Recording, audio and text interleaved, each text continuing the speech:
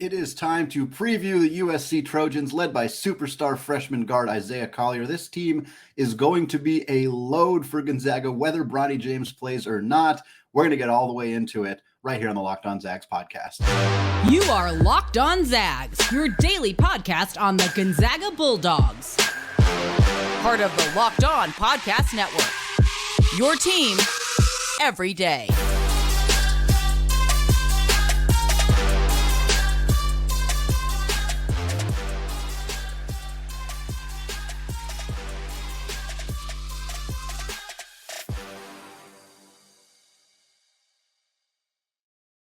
What is going on, y'all? Happy Thursday. Welcome into the Locked On Zags podcast, part of the Locked On Podcast Network, your team every day. I'm your host and longtime Gonzaga podcaster, Andy Patton, here to bring you news and updates on all things Zag athletics.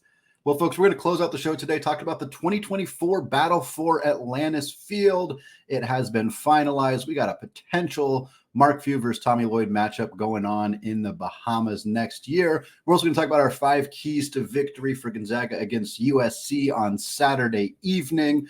But before we get to that, let's talk about the Trojans. Let's meet this team. Show's coming out a little bit later today because I wanted to wait until USC's game against Eastern Washington, which happened Wednesday late in the evening. Glad we waited for that game. There were some explosive performances from USC that I think merit some additional conversation here as we get closer to that game.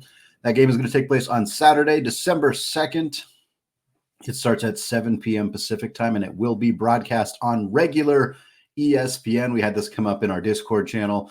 For the folks who have subscribed to ESPN Plus does not actually get you ESPN and ESPN2. I know it's an obnoxious bug, not a feature of that site. So if you don't have any cable channels, ESPN is something you're going to have to find a different way. This game is part of the Legends of Basketball Las Vegas Invitational. It is a 2-game set. The first game will start at 4 p.m. at the MGM Grand in Las Vegas. That game will be between Washington and Colorado State, which frankly, folks, highly recommend checking out if you are in Las Vegas and you don't have additional plans on Saturday prior to the game and you want to go to both.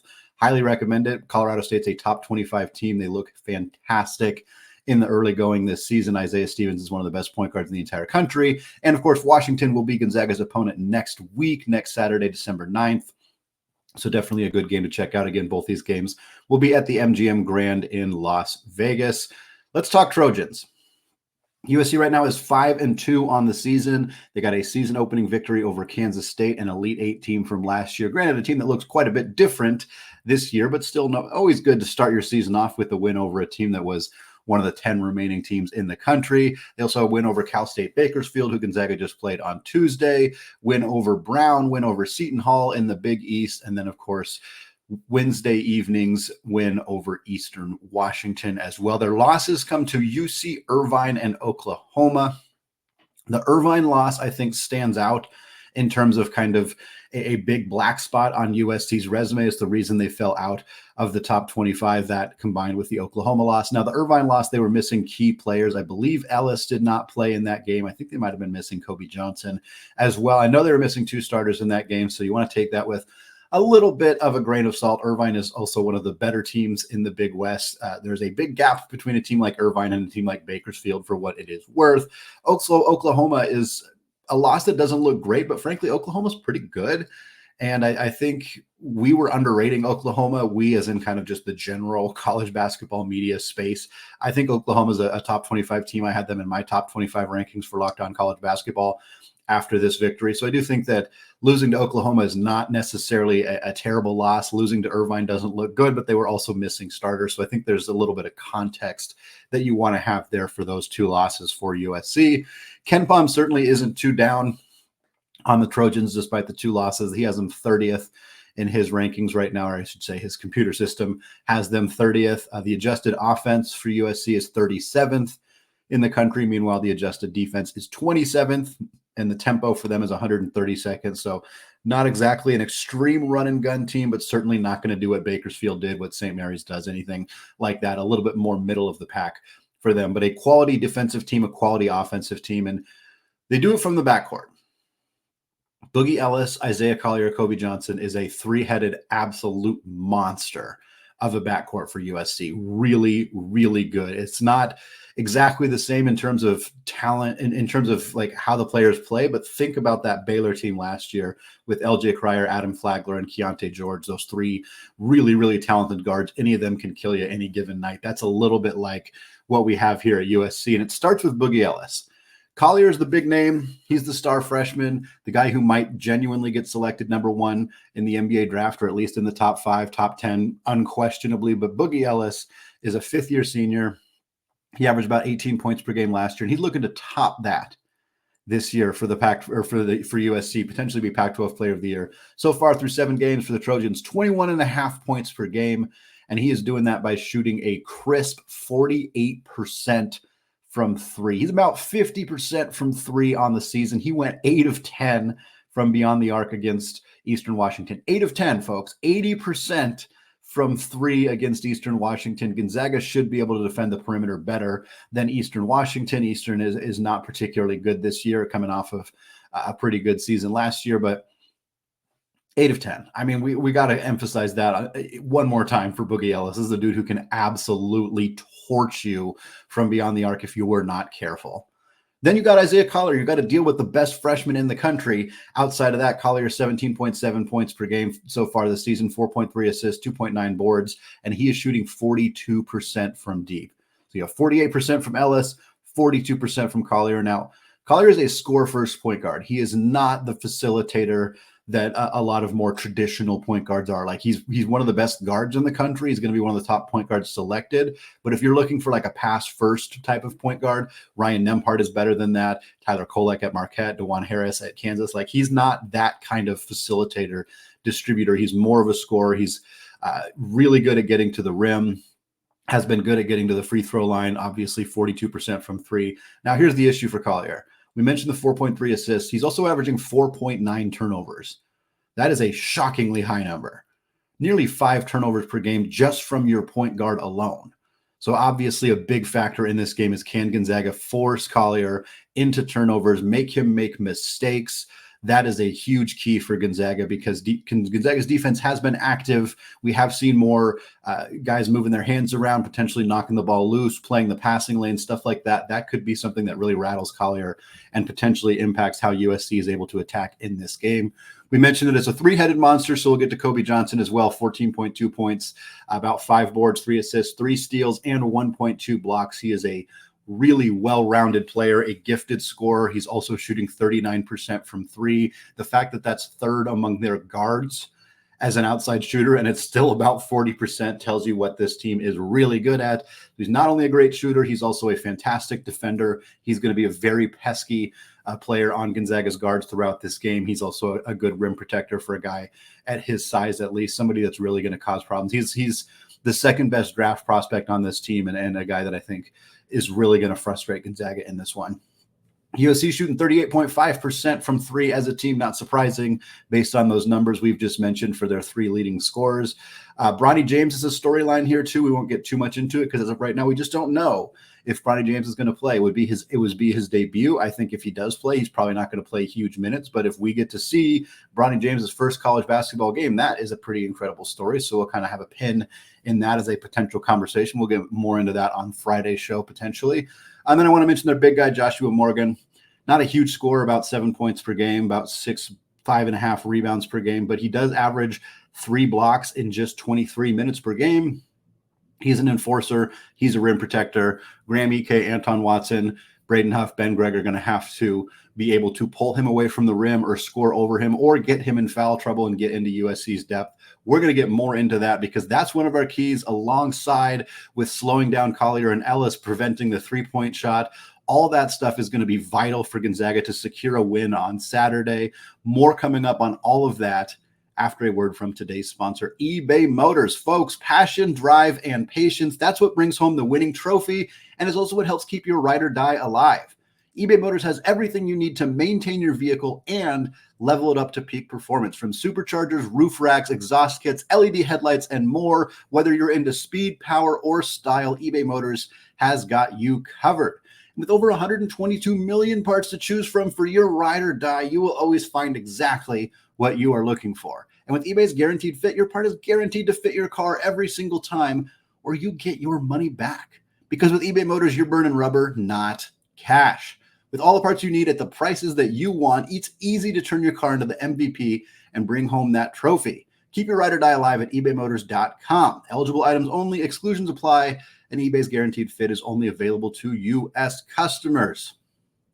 Folks, want to thank all of you for making Locked On Zags your first listen or your first watch of the day. Shout out those everyday listeners. Shout out those of you on our Discord channel. Really looking forward to Saturday. I will be at the game in Las Vegas, so maybe not talking as much on the Discord channel, but it is a fantastic resource to be chatting throughout the game. I also want to talk to you about Locked On's first ever national 24/7 sports streaming channel on YouTube. If you go to Locked On Sports Today, it is literally streaming 24 hours a day, 7 days a week, all the biggest stories in sports, NFL stuff, MLB offseason stuff, NHL as they're getting ready to go, everything, college bowl games. We're talking college basketball on there as well. Literally every single thing going on in sports 24/7. Just go to Locked On Sports Today's YouTube channel, hit that subscribe button, and you can join us for a literal continuous conversation all about sports.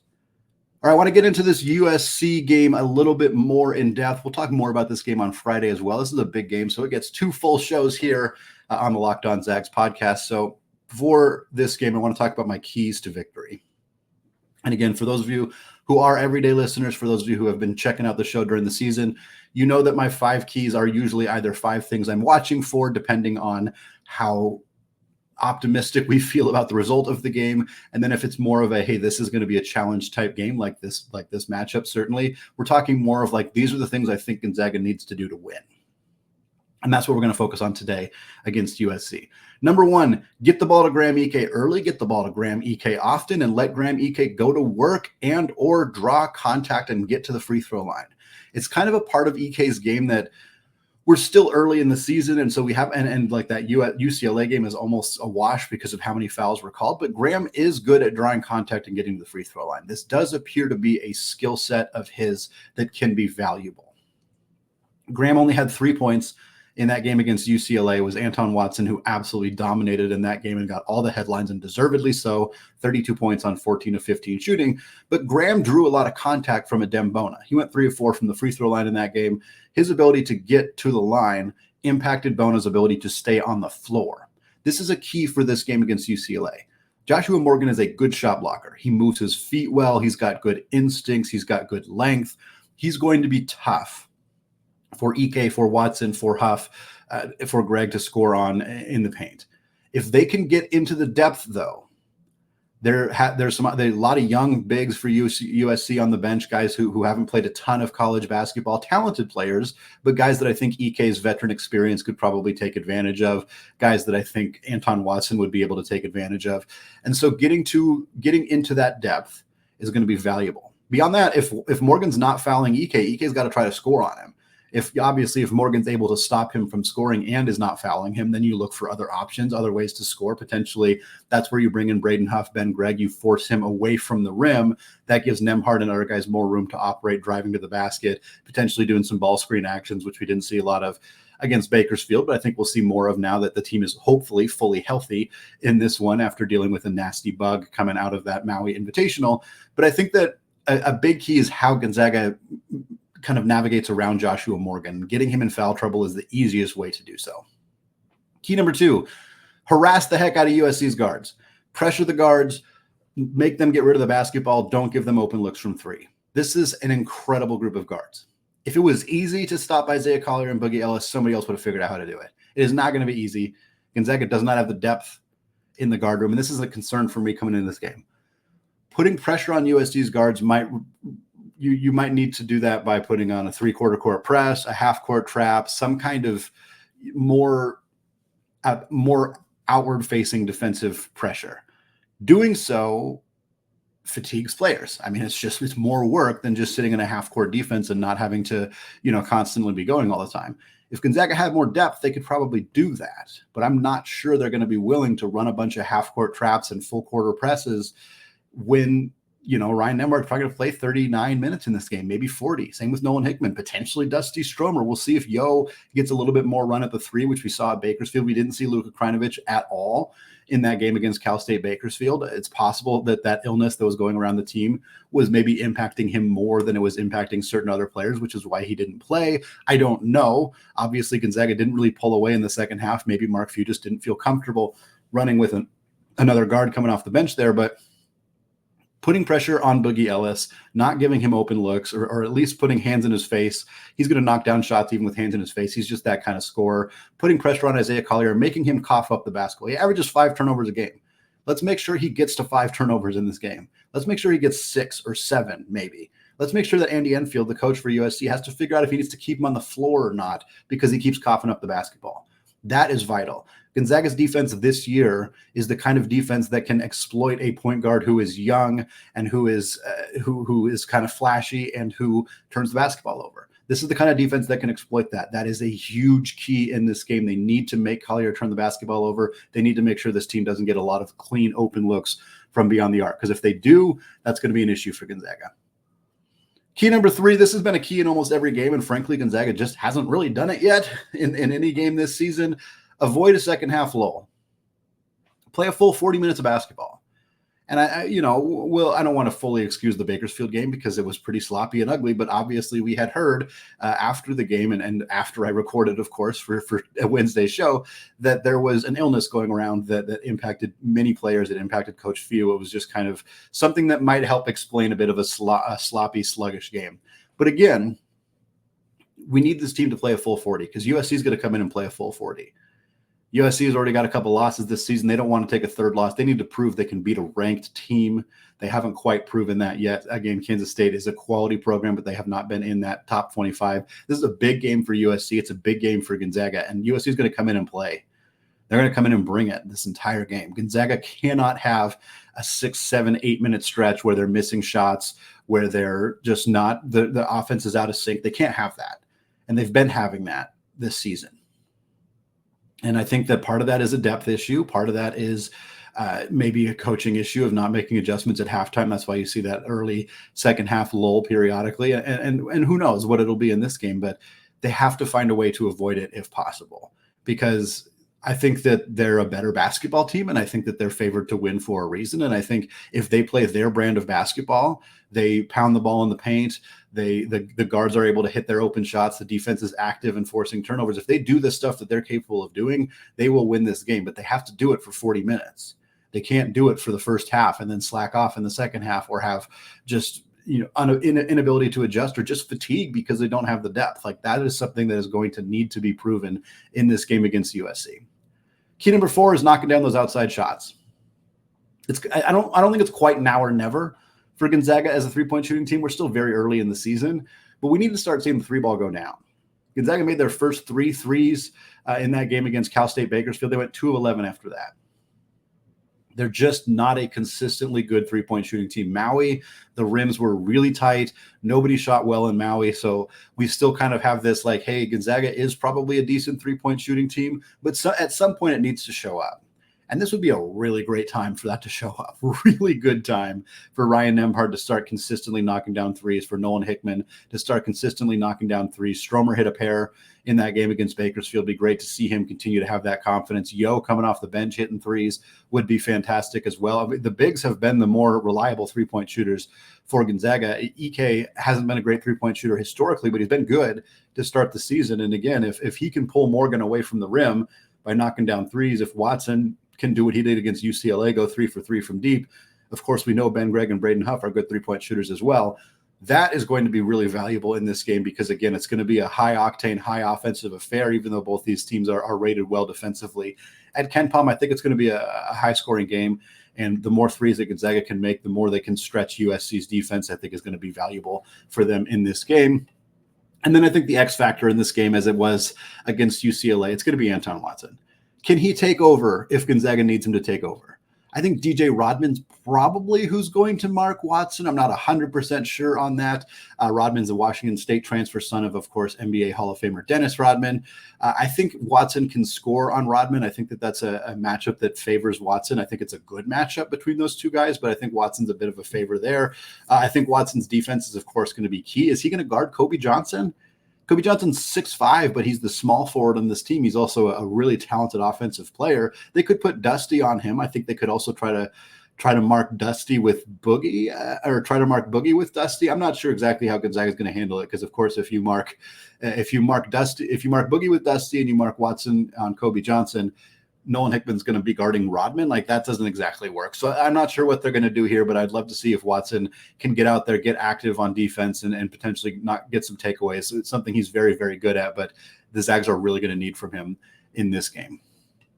All right, we're going to close out the show, switching gears, switching away from talking about this USC game. We'll be back with more on the Trojans for Friday's episode, but I want to talk about the 2024 Battle for Atlantis. The field was officially finalized on Wednesday. We're going to talk about a potential Mark Few versus Tommy Lloyd matchup, which could also maybe be an in-conference game by the time Battle for Atlantis rolls around. Before we get to that, though, let's talk about today's sponsor, Prize Picks. Folks, Prize Picks offers everybody weekly promotions that can lead to big payouts, like their Taco Tuesday deal. Every Tuesday, Prize Picks discounts select player projections up to 25% to provide you with all with even more value. Plus, with the Prize Picks reboot policy, your entries will stay in play even if one of your players gets hurt. So for NFL or college football top 25 matchups with those bowl games coming up, if you have a player who exits the game in the first half and they do not return in the second half, that player is rebooted. This is unprecedented in the daily fantasy sports space. Prize Picks is the only platform that has this injury insurance.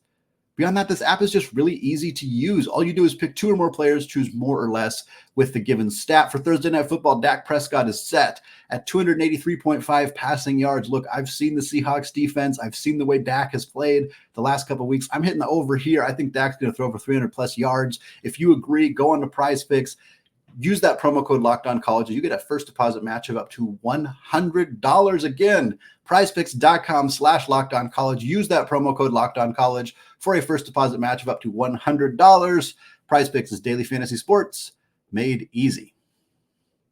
All right, folks, let's close out the show today talking about Atlantis. We're only a week removed from Gonzaga's incredible performance in the Maui Invitational and, of course, the overall incredible Maui Invitational field with so many elite programs. And now we're already looking ahead to 2024. Gonzaga is going to be in the battle for Atlantis. And the field, the 8-team field, is officially set. It was revealed on Wednesday. We'd known that these were the likely teams, but we hadn't quite heard it officially from the Battle for Atlantis website. Now we know. Here are the 8 teams who are going to be in the Bahamas for the Battle for Atlantis in 2024. Gonzaga, Arizona, Creighton, Oklahoma, Louisville, West Virginia, Davidson, and Indiana. No, it is not quite as loaded as the Maui Invitational, but we should not expect to see fields quite like that Maui field with Kansas, Purdue, Marquette, Tennessee, UCLA, Syracuse, Gonzaga. Just a ridiculously stacked field. This year's field, though, or this Atlantis field, very, very good. We know that there are going to be 2 Big 12 teams in this field. Not Gonzaga, but Arizona will be in the Big 12 by the time that this happens. And West Virginia, of course, remains in the Big 12. Some people might be thinking, well, wait a minute, isn't there 3? Oklahoma will be in the SEC by the time this tournament rolls around. So we'll have Oklahoma in the SEC. We'll have Arizona and West Virginia representing the Big 12. Indiana is, of course, in the Big 10. Louisville's in the ACC. Creighton's in the Big East. And then Davidson's in the A10. I think that covers everybody there. Of course, Gonzaga currently in the WCC, but that could change. We still have not heard any final word that the Big 12 is going to vote on Gonzaga. It has been rumored that it was going to happen this week. I think it was rumored that it was going to happen last week. There have been rumors floating around that Brett Yormark's trying to get a vote for Gonzaga into the Big 12. It sounds like there is still enough opposition from certain schools that a vote would not pass. I am not reporting any facts. I am just stating my opinion based on what articles are out there, that there are still a few teams who are, or programs who are not ready to vote yes on Gonzaga. My thought on the matter is that Yormark's not going to put this to a vote until he thinks he actually has the votes. So until we hear that a vote is happening, There's probably still working out some details. The more time that goes on, the less likely it is that Gonzaga will be in the Big 12 by 2025 or 2024-25. Doesn't necessarily mean that, every day that goes by doesn't mean that the Big 12 dream is dying necessarily. It just might be getting pushed. I think a lot of these schools are maybe not entirely opposed to Gonzaga coming into the conference in general. They're just opposed to pushing them through to get them in 24-25. Frankly, I could understand why some schools might want to wait and not push Gonzaga through right away, because they just added Houston, BYU, Cincinnati, Central Florida. They, of course, have the four corner schools, Colorado, Arizona, Arizona State, and Utah, all coming in next year. They might want to say, let's just wait for Gonzaga a little bit longer. I can understand that argument from Big 12 schools. For Gonzaga, they have to have the leverage. Leverage for them could be if a Pac-2 Mountain West merger happens and they invite Gonzaga from a basketball perspective. Leverage could also come from the Big East. If the Big East chooses to in the process of going through their negotiations, decides that Gonzaga is a value add, which I think they'll ultimately come to that conclusion. But there is the travel concern, the geography concern. But if the Big East is legitimately interested in Gonzaga, that could push the Big 12 to kind of try to force some of those schools to get over themselves and vote for Gonzaga sooner.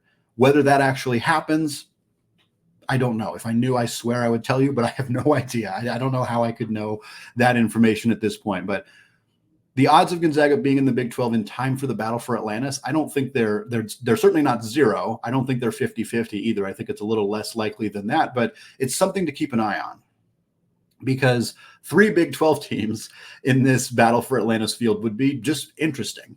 Funny, really. It's happened before. I think it was in 2012 when there was conference realignment. There ended up having a tournament. I think it was Atlantis as well, where there was 2 Big 12 teams and they've put them on separate sides. And I think they ended up still matching up and facing each other in some capacity. And they kind of just had to shrug their shoulders and be like, whoops, this happens, because, you plan these tournaments before realignment stuff happens.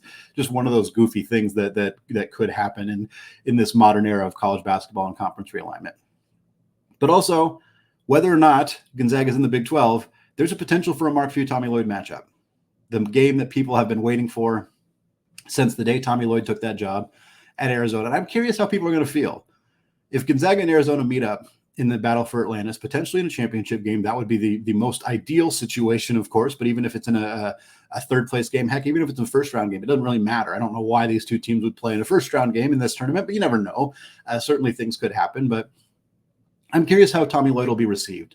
I think we're far enough removed that I think that the pain that some people have felt has maybe dissipated. Certainly, I never blamed Tommy for taking this job. I don't know how you could to go from being an assistant head coach, an associate head coach, to immediately getting a full-time head coaching job at a premier basketball program like Arizona. I mean, that's a dream job. What an incredible opportunity for him. And by the time this game rolls around, Umar Balla will be gone. We will see if Rem Bakamus is still on staff at Arizona, if Shemek Karnowski is a graduate assistant. I suspect he won't still be on staff as a 2-year graduate assistant, but perhaps they'll bring him on in a different capacity. Hard to say at that point, but there could still be some Gonzaga flavor with that Arizona team when this game rolls around. So definitely something to keep an eye on in that game. Obviously, the rest of this feels fantastic. Gonzaga could get games against Creighton, who's a consistently top 10 program out of the Big East. They could get games against West Virginia, who is not very good this year, but I think will be back next year once they kind of recover from this whole Bob Huggins situation. Oklahoma, I mentioned them earlier. They're a top 25 team in my book this year. We'll see what they look like next year, but Porter Moser is a very good coach. Indiana, again, a little up and down this year, but I think they have a lot of youth on that team. If they keep some guys around, I think they could be very good next season. Davidson's always a threat in the Atlantic 10 Conference. Louisville, of course, is kind of the sad team out of this group right now because of Coach Kenny Payne and the way that they have played. It's just been horrendous the last couple of years. But hey, you never know. Maybe Louisville makes a coaching change and all of a sudden has kind of a St. John's offseason, rebuilds the entire program and comes in next year with a little bit of thunder. I think that's very, very possible for them. So fantastic field. Not going to quite live up to Maui just in terms of the total talent level at the top of the field, but a fantastic tournament. Very excited. Always love being in the battle for Atlanta. So this should be a really fun one. That's going to wrap us up for today here on the Locked On Zags podcast. We got more talking about that USC game coming up on Friday's show. So stick with us here on the Locked On Zags podcast. Don't forget to hit the like button to let me know you were here, to leave a comment, leave a review on iTunes. Join us on our Discord channel. There's a link in the show notes that is completely free, hanging out, talking basketball 24/7 there. Thanks again for listening. Until next time, as always, go Zags.